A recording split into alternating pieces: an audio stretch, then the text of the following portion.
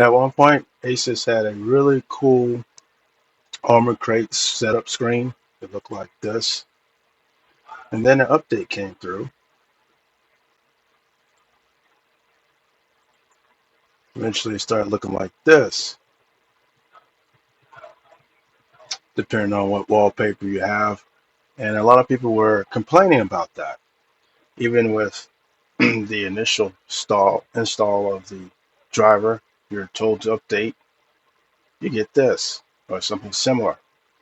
Well, I think I just figured out how to get the old setup. It looks like, let's see here, let's zoom in a bit. That's horrible. Hold on. Let's get a better image of this. Let's see here. There we go. Looks like this. So, what you'd have to do, go to the Armoury Crate site, of course, rogue.asus.com, US content Armoury Crate. All right. Click your download. Once you get to the graphics, click your download. Go to the steps. Okay. Once you install it, it's going to look like this. What's interesting is this is the first thing that's going to pop up. Now, initially, about 2023, 2024, people were saying Asus had updated the installation driver to the new driver to where you could not get this. Like this was completely locked out. For some reason, they must have added it back in for, I guess, those who have Windows 10 or even Windows 8. Because if I remember, I think it did have an older file and they had a newer file and they deleted the older file off their site. I could be wrong. Well, what was interesting was when I ran it, that popped up, as you'll see. Now, here's the kicker. You see this pop up here? Do not update it. You can even click never ask me to update this version. That's the catch. And see, and I may have done that last time when I had this. I clicked update thinking I might just get the next version. And then it'll ask me again the next version, then ask me again for the next version. No, what happens is once you click update, it's going to automatically bring you to the newest version that they have available. In fact, let's see. I think that might have been a version before. Let's go back. This is pretty much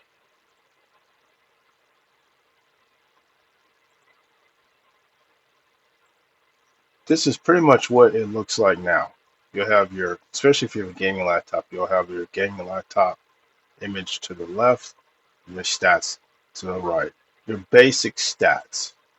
And then you'll go through your my Asus peripheral setup here. This is more for diagnostic. And then you go to your device settings here. And everybody was kind of complaining about this setup. Now, unfortunately, it is cleaner. It's more direct.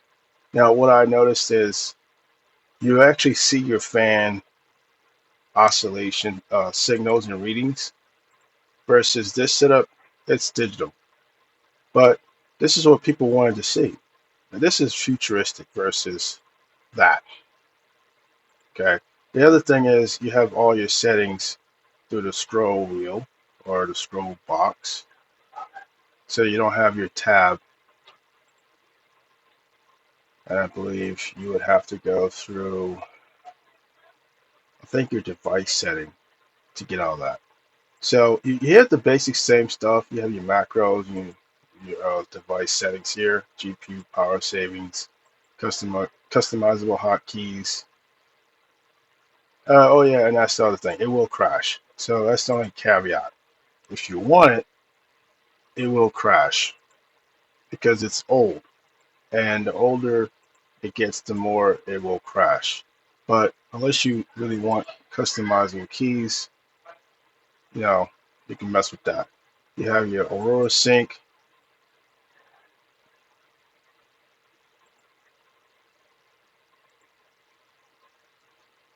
audio, resource monitor, your modern audio assistants. Well, actually, this is I'm sorry. You have audio, that's your audio assistant, but this is a standby assistance mode, which I did not see this in the new one. So let's say Asus helps your system into hibernate mode to save battery power to avoid excessive battery drain. We will put the system into hibernate mode if your machine exceeds the power setting beyond a set period of time. That's pretty cool. And it's probably built into the new one. So again, I'm not sure if this will actually work. Yeah, it'll crash on that one. But if you don't use your customizable hotkeys, which I never do, you don't have to worry about it. So even here, you have your sync devices. So if you have your Asus devices that show up here, you have your Aurora effects for all your devices, and you have your typical screen effects, which I keep by default. These just, I don't know, I don't see a difference in none of that crap. You have your game libraries, where you have your list of games and whatnot that'll show up there. You have of course, your customized profile. I leave mine on default. You have your other, but now this is just a Asus, game store. I don't really mess with this. Just stick with Steam, I guess. And of course, your news, your profile.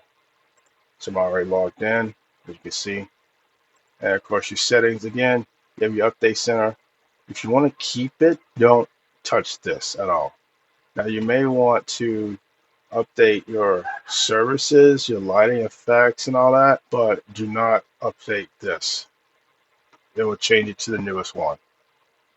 So again, if you want to keep the look, just, especially if you're running a gaming laptop, you don't need to change anything. But if you're building your own custom rig, I mean, you may want to maybe use the newest one. It's not necessary because this is really more of a monitor. It just keeps your stuff monitored as a visual sense. But beyond that, this is what people wanted because it does look pretty cool. I do like this. They should have kept this feature, maybe made it more clearer to understand why we have two needles here. Basically, it's reading the megahertz here. This, it's not saying anything. So I'm assuming if this needle is at the first point, it's not registering. So if you want to count, I guess how many cycles or whatever, who knows? If they had made this a little more clear on what this needle was, I think they could have kept it. You have your CPU usage here. They could have said this is CPU usage. So, you know, this could be like maybe 9%, 7%. It's probably what it's reading. You know, um, which I don't see how that's 4%. That's why I don't know. But anyway, you get the idea. So that's the way to keep the original classic Armoury Crate setup monitor screen. And again, it is compared to the new look, it is a little more outdated as far as color scheme.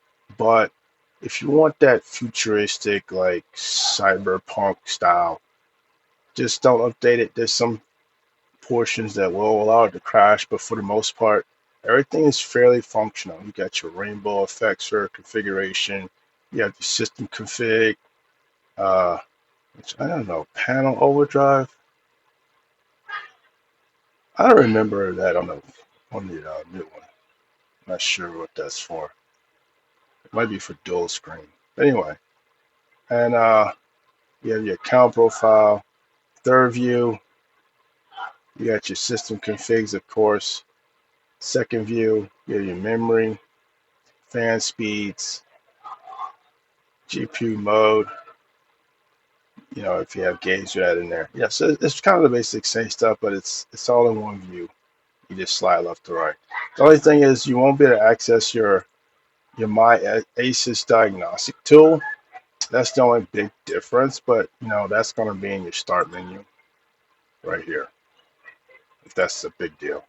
It does have mobile connect. I'm not sure why. Never really tried it, but that's how you access it. Download it fresh, don't update it. It still works the same overall.